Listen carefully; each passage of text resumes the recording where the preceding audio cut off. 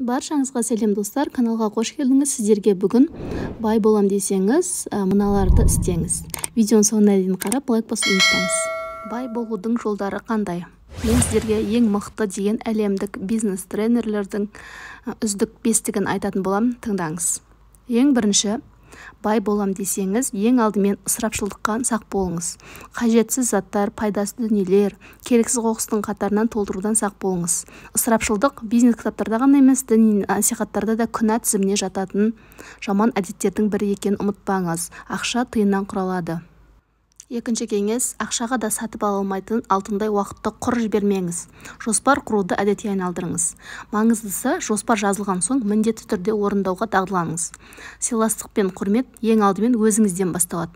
Пайдалы курстарға қатысыңыз. Себебі қазіргі таңда барлық бағыттағы курстар қолжетімді. Өзіңізді таппай жүрсеңіз, сол салалардың бірі сізді жетелер табыс көзінде болмасына кім кепіл? Өзіңіздің уақытыңызды үнемдеңіз. Үшінші, ұйқы мен жалқаулықтан қашыңыз. Атағы шыққан тұлғалар да жалқау болған екен, оқу үлгерімі төмен болған екен деген стереотиптерден арылыңыз. Себебі жетістіктің 99% еңбектен тұратын ұмытпайсыз. Төртінші кеңес, білімсіз күнің жоқ. Өз салаңыз жайлы қызығушылығыңызға қатысты психология саласындағы сапалы әдебиеттерді оқыңыз. Себебі адам ойына келген идеяның 91%-ын басқа адамдар ойлап тауып, даму сатыларын жазып кеткен.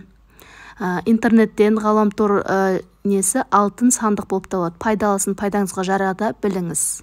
Уақытты босқа кетірмеңіз. Ең соңғы кеңес бұл дос жаран таныстар.